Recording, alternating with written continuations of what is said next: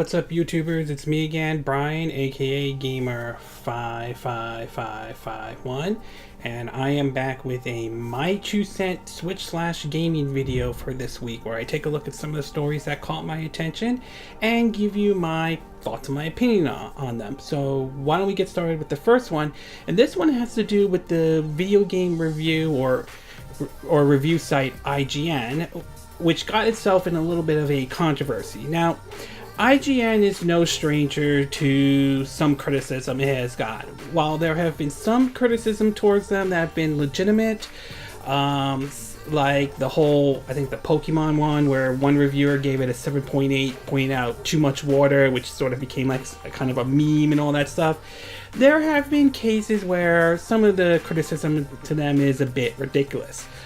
But in this case, based on what has come out so far, I think IGN definitely does deserve the criticism. So this has to do with a review they did of the game Dead Cell that came out, and the allegation is that there was plagiarism accusation made by a YouTuber by the name of Boomstick Gaming. Though I have the video, I'll have a link in the description, you can check it out, plus several of the articles. So according to this one from The Verge, it writes, on July 24th, YouTube channel Boomstick Gaming uploaded a 4-minute overview of Dead Cell, a roguelike that is praised for its unique marriage of combat and exploration. I heard this is also for the Switch, so it's certainly one I will check out. Certainly a game I will check out. With 16,000 followers, Boomstick Gaming is a small channel that averaged under 5,000 views per video. IGN, on the other hand, is the biggest gaming website on the internet, and its YouTube channel has around 10 million subscribers. In a video uploaded yesterday, Boomstick Gaming compared his existing video review with IGN, highlighting a number of similarities between the two. Beyond the repetition of certain buzzwords and phrases, the general framework of both reviews appear to be the same. The focus and wording on the review are so aligned that the YouTuber highlighted multiple time codes where the two uncanny overlaps per Boomstick Gaming.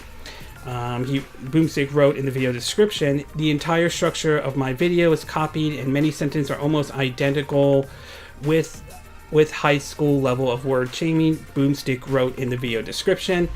The page that previously hosted Dead Cell, written a video review, both which was proposed by Nintendo editor Philip Mucin, Mucin, apologize for not saying the name correctly, was removed and replaced with a statement from IGN. As a group of writers and creators who value our own work and that of others in our field, the editor staff at IGN takes plagiarism very seriously. In light of concerns that has been raised about Dead Cell's review, we removed it for the time being and are investigating though. Later on Tuesday evening, IGN released a follow-up statement acknowledging substantial similarity between Dead Cell reviews and Boomstick's gaming video that could not be justified.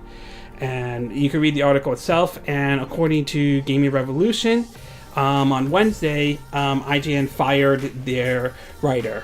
They wrote, "IGN has fired the writer responsible for the outlet now deleted Dead Cell review, calling it simply not acceptable, and apologized to YouTubers who worked with who plagiarized.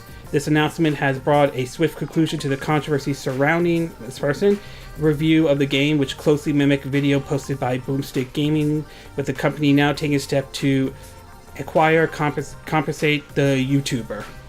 Now, just to be clear, I did look at Boomstick's video itself. I watched it myself, and yeah, I could see the similarity between the two. And honestly, IGN did the right thing firing this person, I think. And one of the things I learned is that if you're going to use, if you're going to source something or use something like that, make sure you put down the source where you got it. Like, for example, since I'm reading these articles come from both Game Revolution and The Verge, and I always put a link in the description. So, and honestly, I think IGN did the right thing. I think this was unacceptable. The fact that this individual didn't even bother writing his own review and all that stuff, it kind of puts a bad mark on game journalists in general.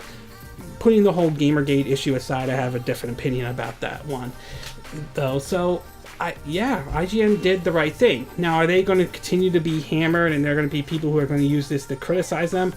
Oh, absolutely. I won't deny that, but I think in this case they deserve the criticism, and I think, but at the same time, I do believe IGN made the right decision to basically fire this person, and I hope Boomstick Gaming does get compensated for this, though. And from what I understand, his subscribers have gone up because of this. So it was a very dumb move for what this person did. I think IGN did the right thing firing this person, and I think it shows what happens when you plagiarize someone else's work and so forth. So my conclusion is it was a controversy that I think IGN handled the right way, and I think they did the right thing firing this person. And hopefully if they put up a review for Dead Cell, hopefully they'll put up someone who actually played the game and actually writes his or her own honest opinion, and not give the impression of plagiarism and so forth. So bottom line is, it was a dumb thing for this person to do, and IGN was right to fire that person, and Boomstick Gaming obviously is going to benefit from this, basically, because obviously a lot more people are going to go to this channel now more than ever. So good on IGN for what they did. However, don't expect excuse me. I expect that some people who don't like IGN are going to use this to hammer on them. Whether you think that's fair or not, you can make up your decision on that one. Okay, we're going to take a quick break, and when we get back, we're going to get to part 2, in which Square Enix might be teasing the possibility of a Bravely Default game coming to the Nintendo Switch. So we'll take a quick break, and we will be right back.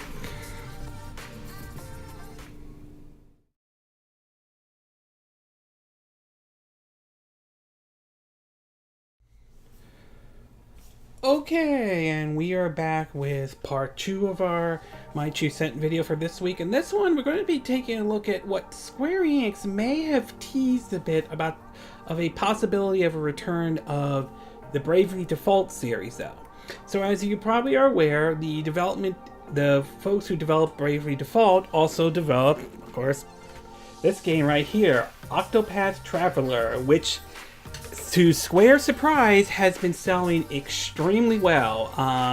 The game is sold out physically, at least in Japan, and from what I understand, the game has gotten high praises. It's gotten a lot. It's been selling. It's been pretty much selling, although we don't have the NPD numbers yet. In Japan, in Europe, and in other parts of Europe, it seems to be doing pretty good. Well, recently Square Enix has posted several images on Twitter. One was celebrating the fact that they shipped 1 million units, and another one kind of gave sort of a bit of a impression of a certain way that they designed. They took the image that they had from the one when they showed the 1 million units shipped, and they combined it together, and it gave it a little bit of a shadow or silhouette of a character that was in the Bravely Default series. Now, I haven't really tried that series out before, but I've heard some good things about it, and apparently when a lot of people saw this, it gave the impression that Square Enix might be teasing a Bravely Default game to the Nintendo Switch. From a post on Destructoid, though, and again, links are in the description if you want to check out the article, it says, quote, Square Enix is at it again with their teasing, and this time it's on the official Bravely Default Twitter account. Cross-promoting another old-school JRPG, the account notes that Octopath Traveler has shipped 1 million units. Then thanks fans before starting. Please look forward to the next Square Enix BD game, Business Division 11. Of course, the section is headed up by the person who produced several Final Fantasy games and eventually the Bravely Default series. While it's unconventional to outright confirm the existence of a game, if indeed what it is a tease that we reasonably expect this to hit the Switch rather than the 3DS, which is in its twilight years. Square Enix was a bit perceived about the Switch only throwing Octopath Traveler on the system outside of a few ports. but they seem to be all in at this point. Just this June, the company created a division with the sole purpose of advancing Switch development. So they show that they have that little post on their Twitter account as well. Honestly, while it's not an official confirmation that a Bravely Default game is coming to the Switch, my opinion on it, my honest opinion is that I think the chances of a Bravely Default game coming to the Nintendo Switch are certainly high. Given the success Octopath Traveler recently had, I think Square Enix might have their business division 11 working on a possibility of a Bravely Default game, though. If that's true, let's assuming for argument's sake that is true. If it's a third game, if that's what they're aiming for, a whole new Bravely Default game for the Switch, then my personal opinion is that I think they should take the Bayonetta 2 and 3 route that Nintendo's doing, which is, I believe they should re-release Bravely Default, and I believe the sequel, Bravely Second, onto the Nintendo Switch. It's sort of like, if it's possible, they could push both games into one single cartridge, and keep people occupied as they build up for the release of the third Bravely Default game, whatever it's going to be called. So at least that's how I think they should approach that, but I do believe that it looks like there is a good chance, and I do believe a very good chance that clearly they're going to make a Bravely Default game for the Nintendo Switch, given how successful Octopath Traveler has been so far. And honestly, I'm okay if they bring in like something like Bravely Default or something original or new like Octopath Traveler to the Nintendo Switch.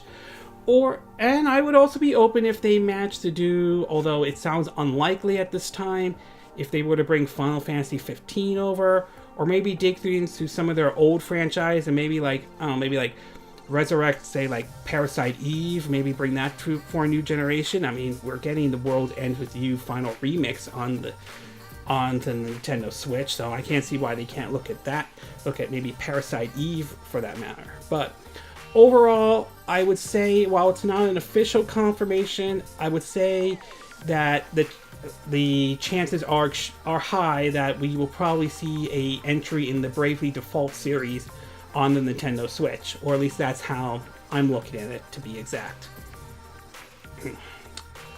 Okay, we're going to take a quick break, and when we get back, we'll get to part 3, and this one is I will give you my thoughts on the Smash Bros. Ultimate Direct that happened this week. So we'll take a quick break, and we will be right back.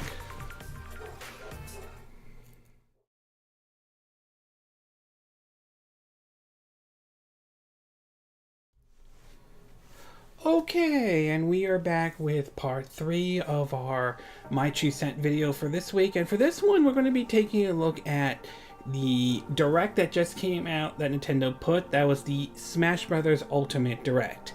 Now, I'm going to be honest with you, I'm not the biggest Super Smash Bros. Fan or anything like that.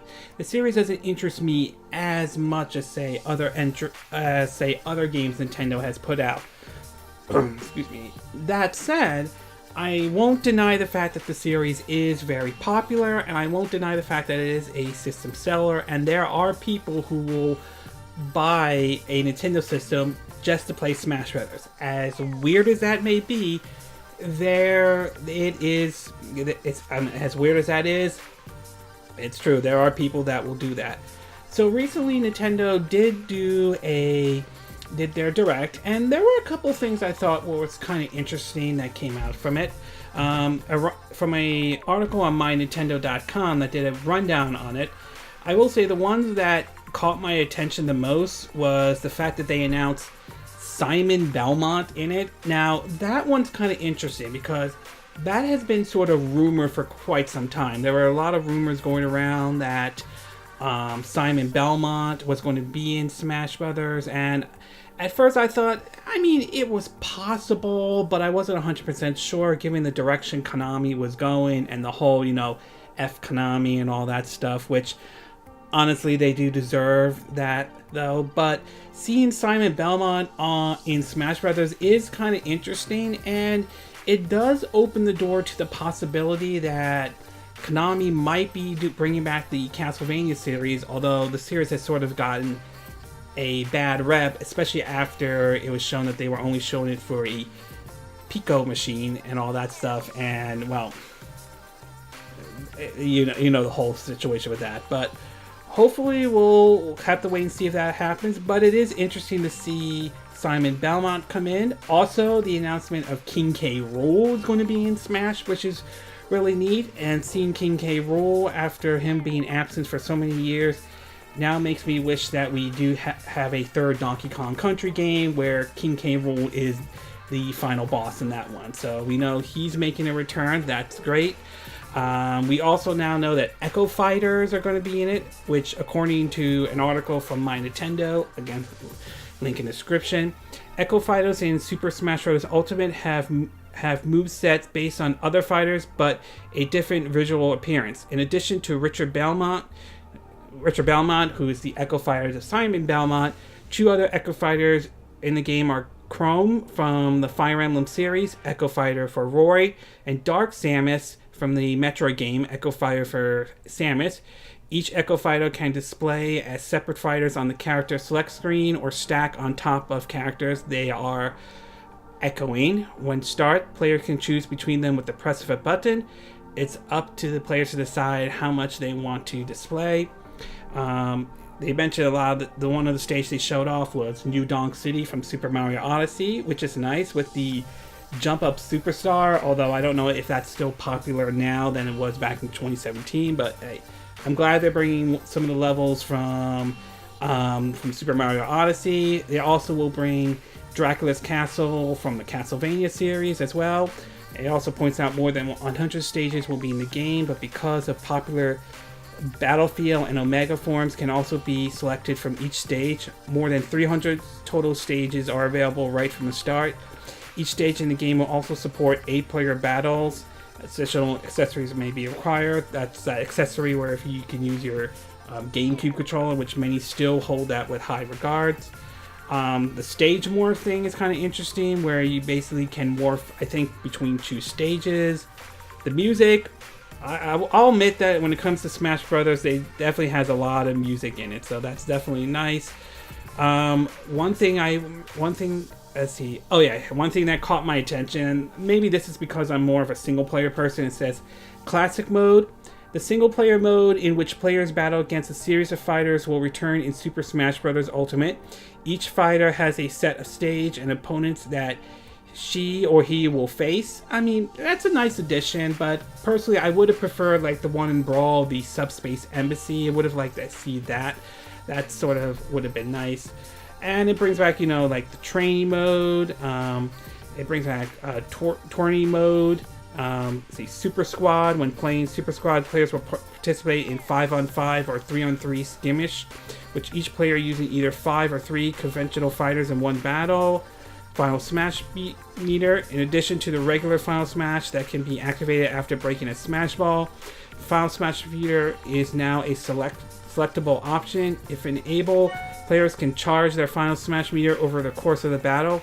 Once the Final Smash meter is fully charged, player can unleash a less powerful Final Smash attack. So, and again, if you want to read the roundup, I'll have a link in the description of this video. But overall, I think there are some things that were interesting. Seeing the Castlevania characters making in there is kind of nice. King K. Rool is in there as well. Some new levels like New Donk City, and of course the single player mode is interesting. Even though I would have preferred if they did something like the Subspace Embassy, like it was in Super Smash Bros. Brawl. So, again, like I said, I'm not the biggest Super Smash Bros. Player out there, but obviously there are those who are definitely looking forward to this game, and hopefully what they show off in this Direct definitely will sort of get you pumped and get you interested in it. Though it is pretty amazing that they shove all that stuff into one game, which makes me kind of wonder if they're going to have him do shove all the stuff in another certain game that they brought to the 3DS that would like to see a remake of or a sequel to, and that is Kid Icarus Uprising. I'd like to see Mr. Sakurai do something else other than Smash Brothers. Thank you very much. But overall, though, a lot of stuff's going to be in this game. Obviously, if you're a diehard Smash Brothers fan, you're definitely looking forward to this, though. I think it will probably be a system seller pretty much, but I just felt like the way that it was presented at E3 was just, I think they could have saved all that stuff and put it in a direct instead. Maybe put some minor stuff, maybe put some stuff here and there, but overall, it was an interesting direct. If you're a diehard Smash Brothers fan, you probably like what you saw. I'm still going to try the game out, though. It's not high on my list. I know that's going to be shocking to some Nintendo fans, though, but I definitely could see this appealing to diehard Smash Brothers fans who are looking forward to this. And after this one comes out, it will be very interesting to see what they do next, if they ever do another Smash Brothers game at all, though. It's possible they will, or it's possible this may be the last one, but I'm not ready to jump to any official conclusion on that. So, for those who are diehard Smash Brothers fans, hopefully this is all the information there, and hopefully it appeals to you, to be exact. Okay, we're going to take a quick break. When we get back, we're going to get to part 4 of our video, and this one I'm going to be taking a look and giving my thoughts on the demo of Valkyria Chronicles 4 that came out this week. So we'll take a quick break and we will be right back.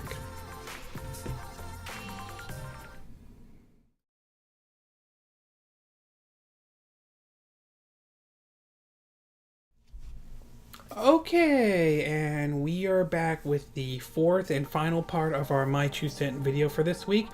And for this one, I'm going to be giving you my thoughts on Valkyria Chronicles 4 demo that just came out for the Nintendo Switch. And in case you're wondering, though, they also have a demo version, a PS4 demo version, and an Xbox One demo version available. Yet for some reason they don't have a PC version in any way, at least according to the site Rock Paper Shotgun, and as what they're reporting. Which, as a side note, I think that's kind of odd that they wouldn't have a demo for the PC version. You would think people would want to try it out and see how well it works. Either they don't have one ready or they have no plans to bring it out.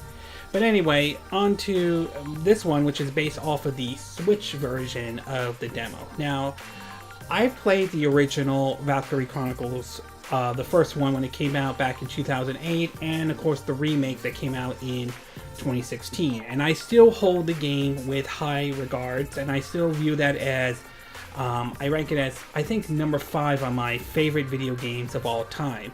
So hearing the series get an announcement, especially coming to the Switch, is definitely a thumbs up for me, especially after many people were disappointed with Valkyrie Revolution, although I didn't hate it as much as a lot of people would think. Now, for those who have never played the game, though, it's basically a turn-based strategy RPG game set in sort of a different alternate Europe during like a World War II kind of setting.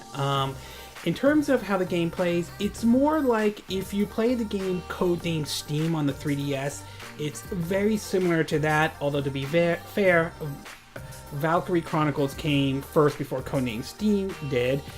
So in other words, it plays more like that, but not like, say, Mario plus Rabbids Kingdom Battle, which is more like what 2K's XCOM game is. Basically, what you do in that game is that you move your character around sort of a battlefield using control points and put them in certain spots. And when you and then you basically go in and you attack the enemy with either, you shoot them with like gun and all that stuff. What I mean is that with the control points, you basically use up those control points to move either your tank or basically move a character. Each tank and character you move, they basically have sort of like a stamina meter, and every time you move them, it uses up that stamina meter. So you want to try to find the right spot to move them. And whenever you do move them, you basically have an opportunity to, take out your gun and fire at the enemy. There are several different types of enemy. There's certain different types of enemies and certain types of characters you can use. There's the scout, gunner. There's the sniper. There's the lancer. And of course, they added a new one, which I think is sort of, I have a hard time saying it, but it's sort of like a portable like mortar. Like these units will fire off mortar shells as well. So, and as for the control points, your turn basically ends once you either A, use up your control points, or B, save your control points for when it comes your turn. It's like, let's say for example, you have like 2 control points left and you don't use them. So if you don't use them, then when it comes your turn, you'll start off with, I think, like normally with 5 control points, and you'll have the extra 2 that you can use, to be exact.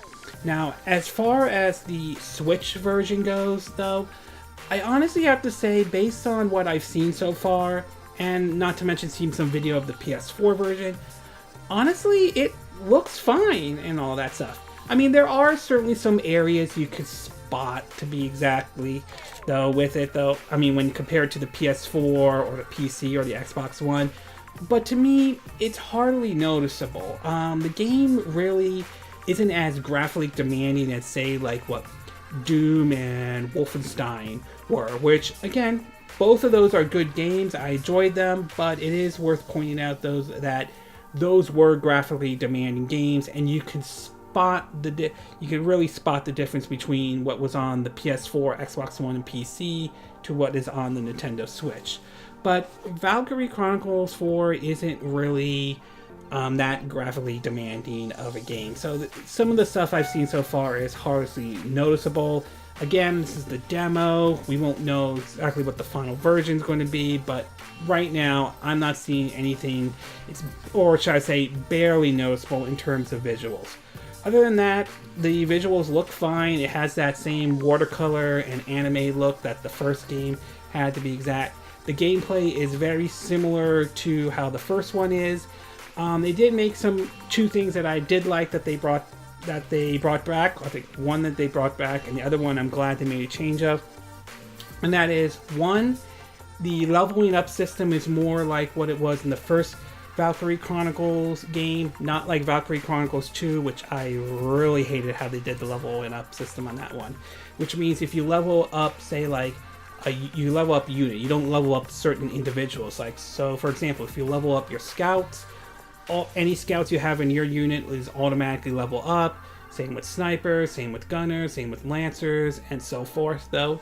Another thing that I did like, based on the demo, is that with the tanks, it only uses up 1 command point. In the original Valkyria Chronicles, using up the tanks takes up like 2 command points, though. This one, they reduced it down to 1, which honestly, I think that, I'm very happy that they reduced it down to just 1 command point. That's really helpful and really, really nice that they actually did that. So my overall takeaway of the game is that I like it. I definitely have been a fan of the series, and it plays very similar to the first one, which if you like the first one, you'll probably enjoy the fourth one. If you didn't like the first one, then this one probably won't change your opinion, though. The game is going to come out on September 25th for PS4, Xbox One, PC, and Switch. Honestly, for me, I'm looking forward to the Switch version, but obviously if the PS4 or Xbox One or PC is your system of choice, you could then go with that. And I'll be honest with you, I'm looking for, as far as a military shooter goes, I'm looking forward to this more than, say, Battlefield 5 or Call of Duty Black Ops 4. I just think I like this game more than those others too. And I do hope that Valkyria Chronicles 4 does sell very well. I would love to see this game do well enough that perhaps it will convince Sega to maybe remake, possibly make some adjustments, but remake Valkyria Chronicles 2 and 3. 2, especially fixing up the leveling up system, and possibly 3, which never saw the light of day out over here. And I do know that I believe they're remaking the first one for the Nintendo Switch. I believe right now it's only in Japan in terms of a download, but I hope that it comes over here to the West as well. Although I'm okay with it being a download, I would have preferred a physical copy. I would have preferred if they did a physical version as well. So overall, I'm very impressed with Valkyria Chronicles 4. It's definitely one of the third-party games I'm looking forward to picking up. And as far as the Switch version goes, it runs and looks fine. Yes, there will be some graphical differences, but like I said, it's hardly noticeable, at least from my time with the game, to be exact. Okay, this concludes this My 2 Cent video for this week. And again, these are my opinion, but what are yours? What are your thoughts about the whole issue with IGN and the whole plagiarism, though? Do you think IGN deserves the criticism for what happened? Do you think they did the right thing firing this employee? Do you think they should compensate for Boomstick Gaming, to be exact, for what happened? What are your thoughts about the possibility of a Bravely Default coming to the Nintendo Switch? Do you think it will happen? Do you think that the chances are high considering how well Octopath Traveler has sold? Do you think if it does happen, do you think it's going to be a remake of maybe the first, second, or both games, to be exact? Or do you think it's going to be maybe a Bravely Default 3? What are your thoughts about the Smash Brothers Direct? Did you like what you see? Did you not like what you see? Are you happy they're bringing in some new characters like Simon Belmont and King K. Rool?